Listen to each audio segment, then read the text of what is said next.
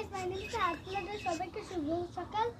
আজকে আমরা যাচ্ছি বাজিরিকা পাখি দেখতে। এই পাখির অনেকগুলো কালার হয়।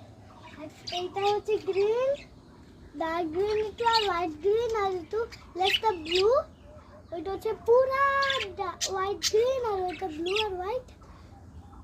আর ওইটা হোয়াইট ব্লু আর গ্রিন ওই ঘরের ভিতরে আছে, আর ওইটা ডার্ক ব্লু আর হচ্ছে ওই হোয়াইট ব্লু আছে, আর হোয়াইট না হোয়াইট ব্লু না, এটা হোয়াইট আর হোয়াইট।